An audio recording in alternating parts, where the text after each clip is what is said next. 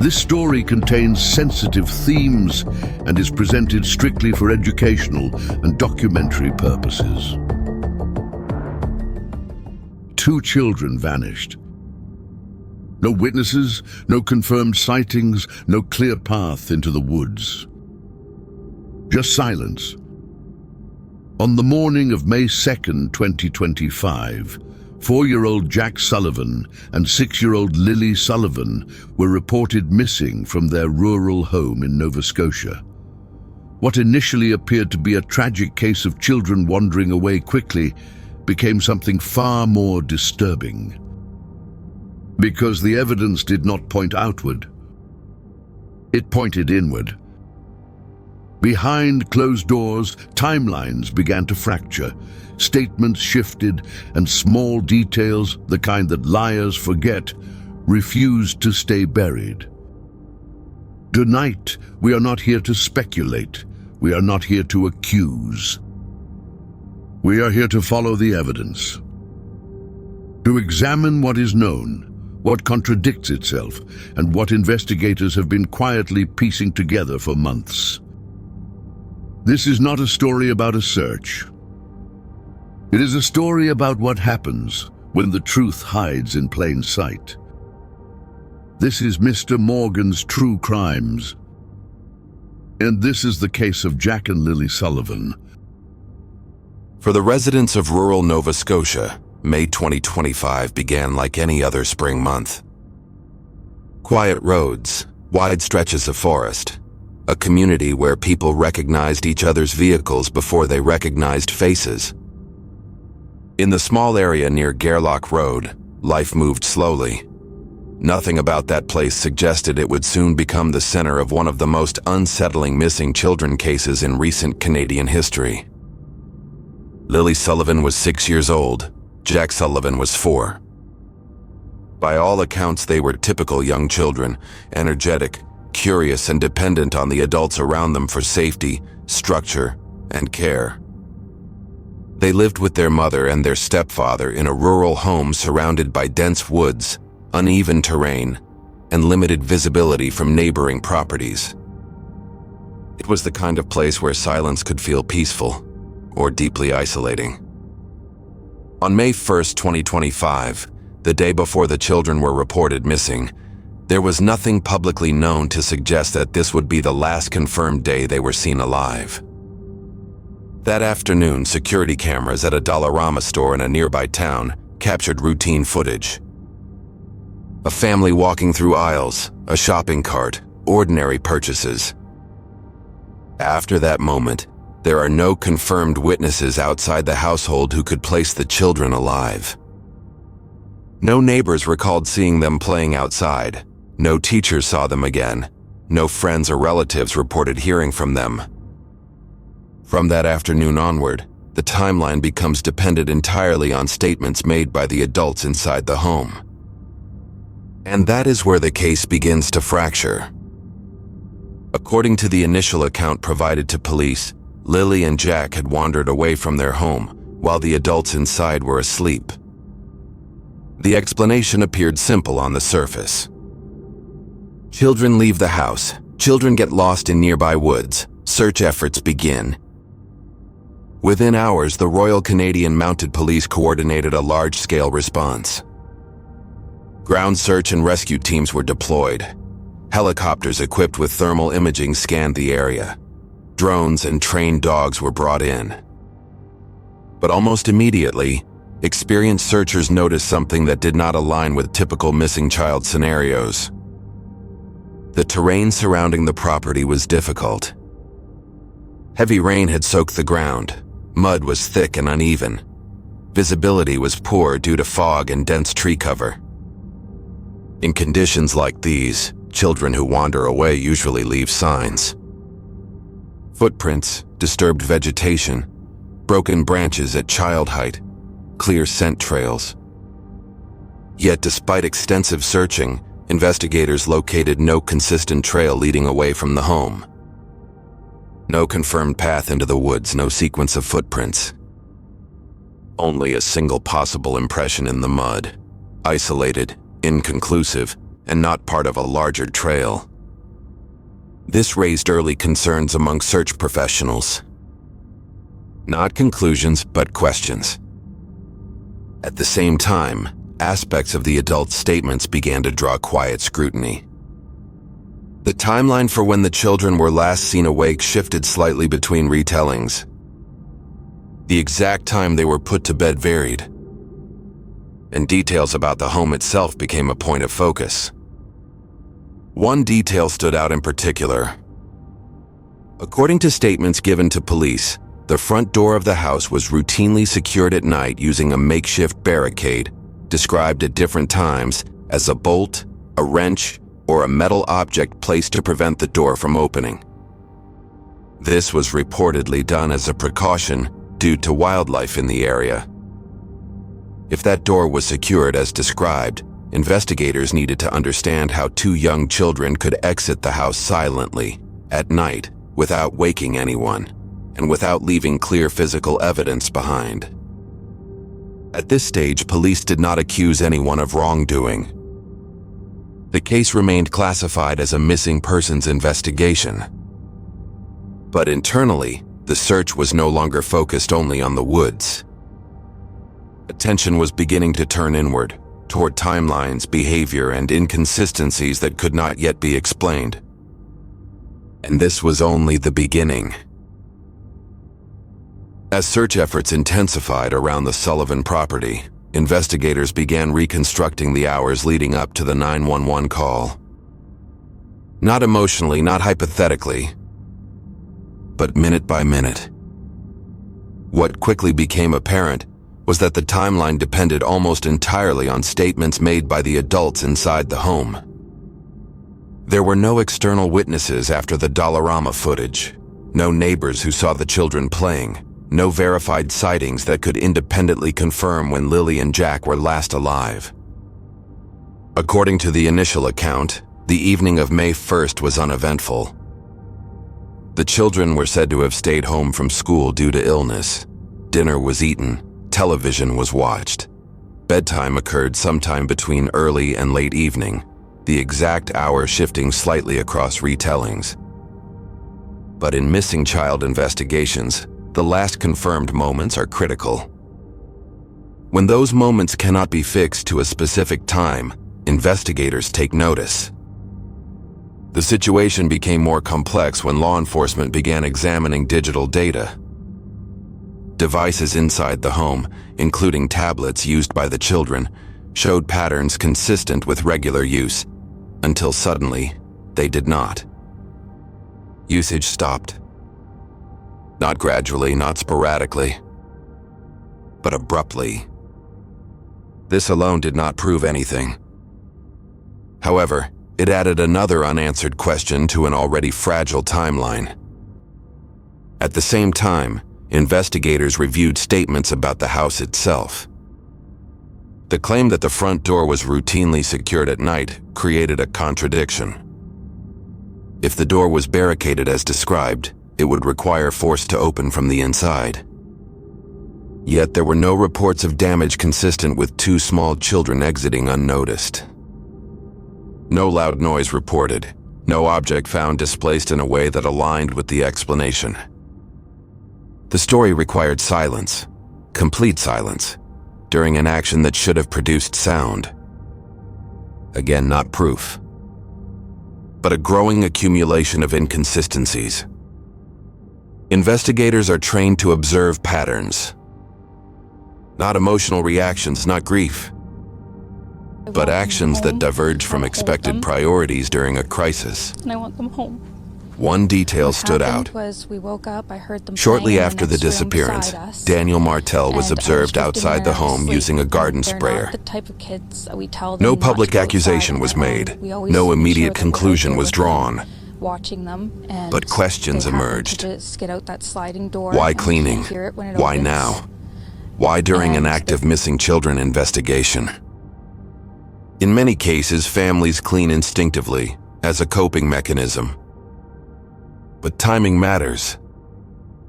And investigators noted that this activity occurred while search teams were still actively combing nearby terrain. Another detail raised concern among observers. A fragment of pink fabric, believed to be part of a blanket associated with the children, was found days later near a roadside. Rather than being discovered deep in the woods, it appeared close to the property. And it was Daniel himself who alerted authorities to its presence. But in investigative psychology, self-reporting potentially critical evidence can sometimes signal an attempt to control narrative direction. Not always, but often enough to warrant attention. Search professionals also noted the absence of a consistent scent trail. Highly trained dogs were unable to follow a path away from the home. In cases where children wander off naturally, scent trails usually persist, even in rain. The lack of one raised a difficult possibility that the children may not have left the property on foot. As days passed, the investigation remained classified under the Missing Persons Act. No criminal charges were filed. Publicly, police reiterated that there were no suspects. Privately, they continued to document contradictions, movement patterns, and digital footprints. The story was no longer about a simple disappearance. It was becoming about what did not happen, as much as what might have. And then, weeks later, investigators uncovered something that would permanently alter the direction of the case. A confirmed movement. A documented trip. A statement that could be tested against evidence. And once it was tested, it did not hold. As investigators continued piecing together the timeline, one question refused to fade. Where was Daniel Martel during the late hours of May 1st? In his initial statements, his answer was clear. He said he stayed home all night. He said he never left the property. He said nothing unusual happened. That certainty lasted until evidence emerged that could not be ignored. Weeks into the investigation, surveillance footage from a rural gas station, located approximately 30 kilometers from the Sullivan home, was reviewed. The timestamp was precise. 11:47 p.m. May 1st, 2025.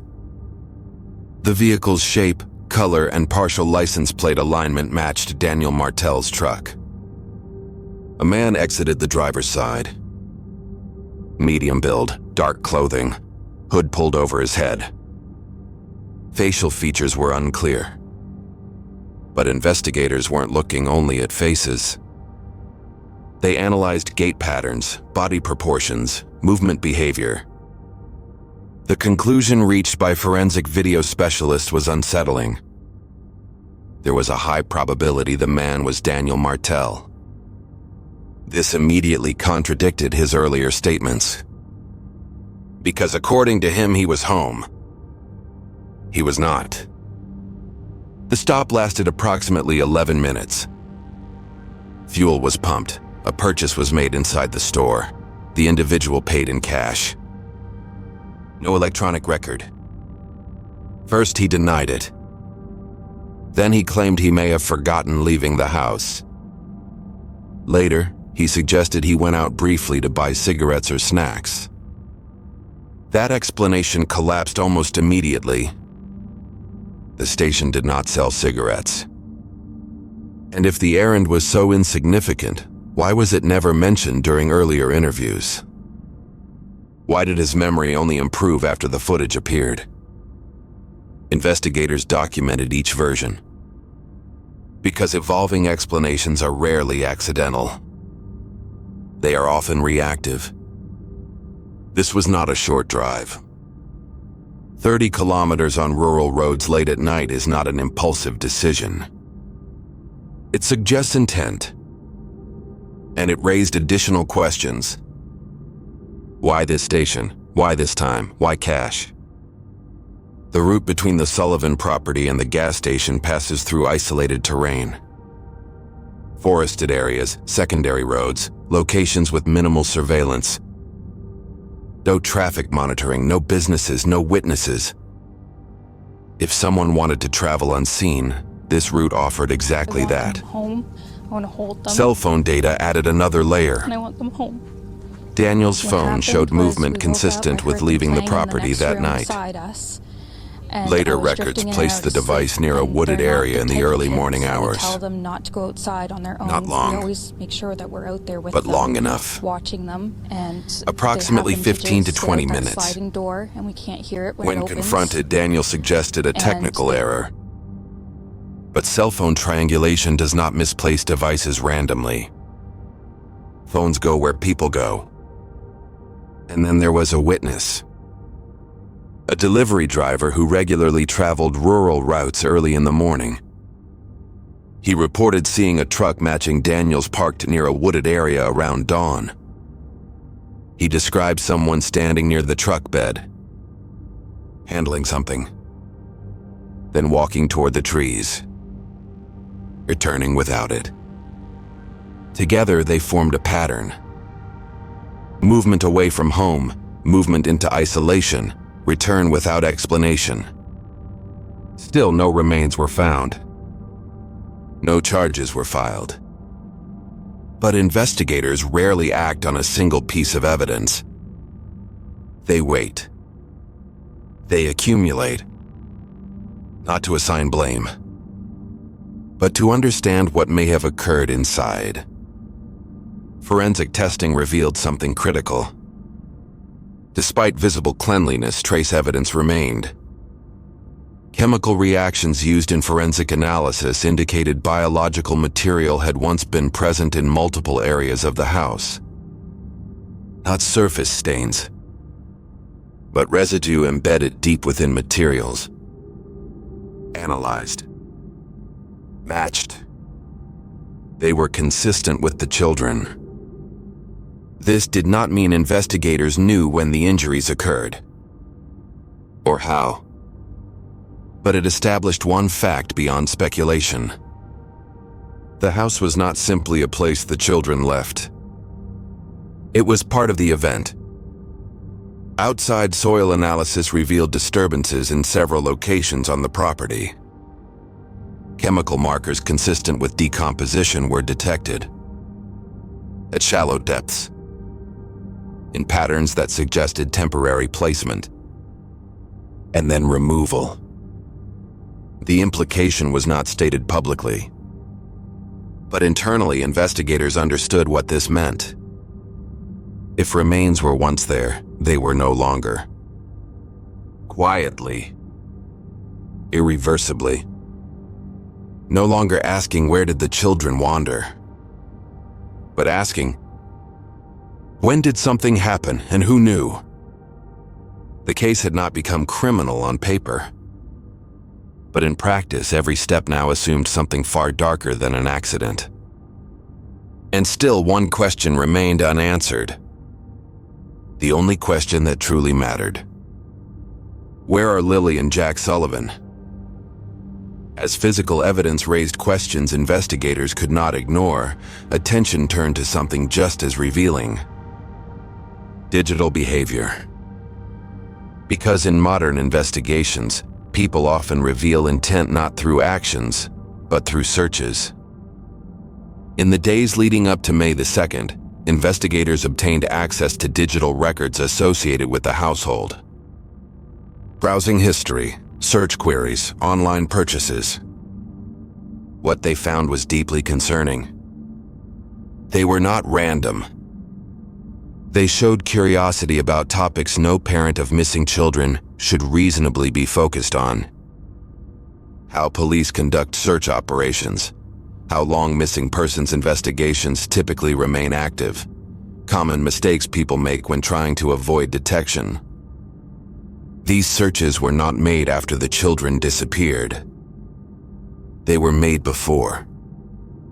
That distinction mattered, because it suggested preparation rather than reaction. Even more unsettling was an online purchase made shortly after the disappearance. A digital course related to criminal interrogation and confessions. Not a parenting resource, not a trauma support group, not information about search and rescue. Interrogation.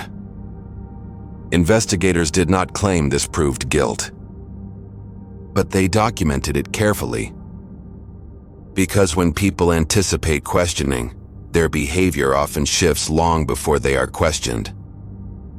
The children wandered away, but the details surrounding that morning raised immediate red flags. Daniel claimed the front door had been barricaded overnight. He said this was done to prevent wildlife from entering the home. Yet that same morning he said he was able to exit quickly. The descriptions changed. Sometimes he said he had to break the barrier. Other times he said he went around it. The object used to block the door also changed. A bolt, a wrench, a metal piece. I want to hold them. Small inconsistencies, perhaps. What But in happened was we investigations, woke up, I small heard them playing in the inconsistencies next room accumulate. beside us, and Then I there was the drifting in and out of timeline. sleep, and they're not the type The of 911 kids that call we tell came in them just not to after go 10 outside on their a.m. own. We always make sure that we're Yet out there family with them, members were already watching present on them, the property. and they happened to just get Phone out that records sliding showed door, calls and we made can't earlier hear that it when it morning. opens. Questions And it- emerged. Who was awake? Who was asleep? And when? Leaving, returning, leaving again.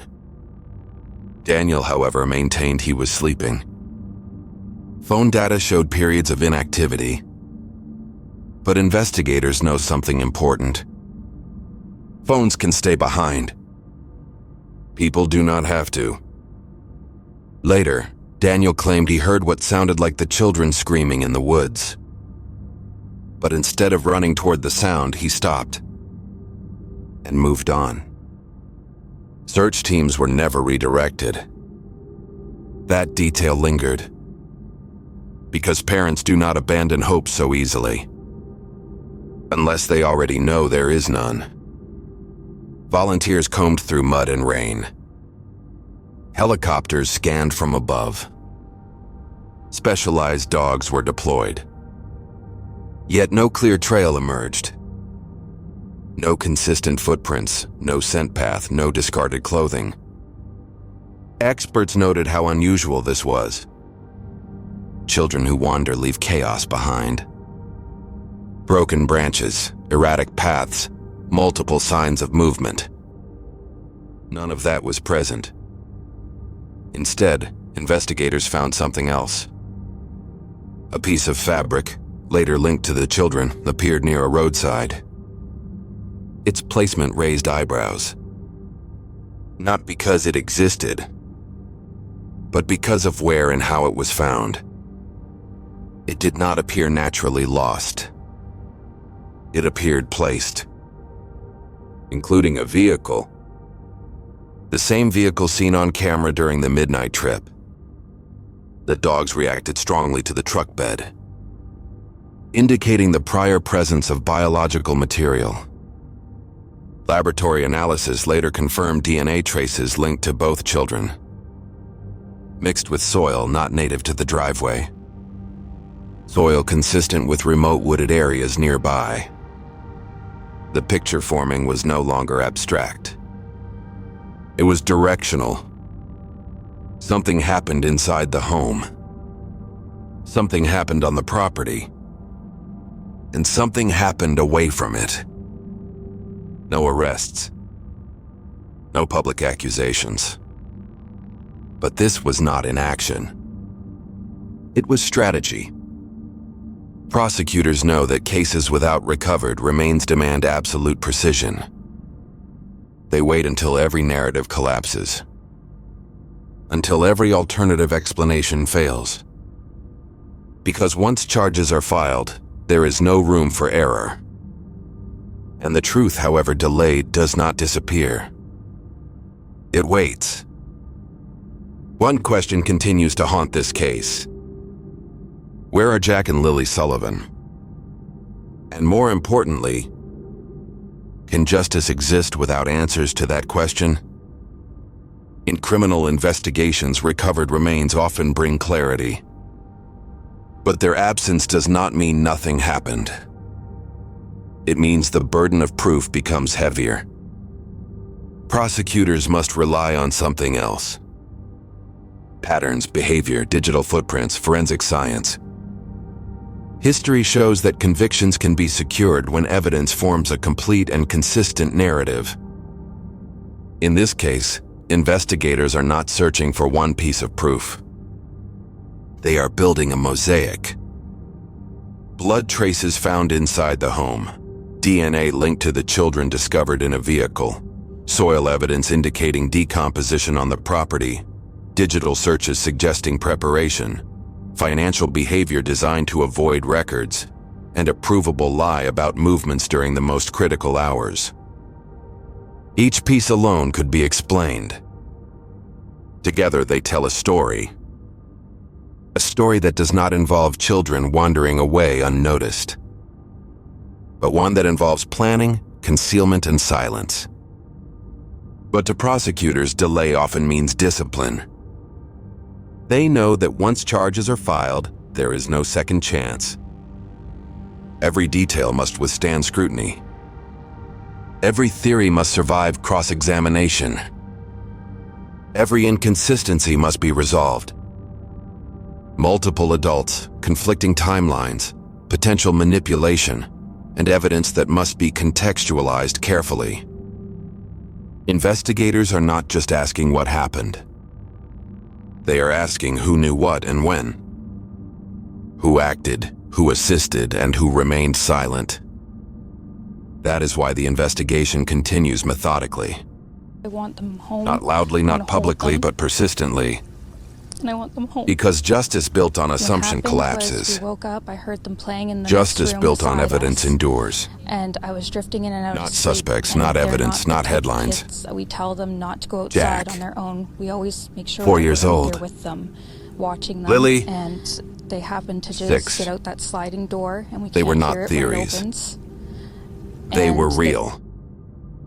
They had favorite colors, favorite toys, bedtime routines, small lives filled with ordinary moments that ended too soon. Volunteers walked until their boots filled with mud. People who had never met these children gave days of their lives trying to bring them home. And even now, long after the search teams have left the woods, the questions remain. Not because investigators failed, but because someone made sure answers would be hard to find. Yet history teaches us something important. Truth does not disappear. It waits. It surfaces slowly, through contradictions, through data, through the quiet collapse of false narratives. And when it does not need noise. It needs proof. They end with unanswered questions. But unanswered does not mean unresolved. It means unfinished. And until Jack and Lily Sullivan are found, until their story reaches a conclusion grounded in truth, this case remains open. Not just in court files, but in the conscience of everyone who has followed it. Some cases end with answers. Others end with silence. And then there are cases like this, where silence becomes the loudest evidence of all. Jack and Lily Sullivan were not lost in the woods. They were lost in a web of contradictions, omissions, and unanswered questions. And while no charges have yet been filed, one truth remains undeniable. Children do not vanish without a trace. Truth does not disappear. It waits. It waits in timelines that don't align, in stories that keep changing, in evidence that refuses to be ignored. And one day it surfaces. Until that day comes, their story matters. Their names matter, and justice demands patience, but it never forgets. If you believe these stories deserve to be told, if you believe accountability matters, subscribe, share, and keep asking questions. Because the truth always finds its way back to the light.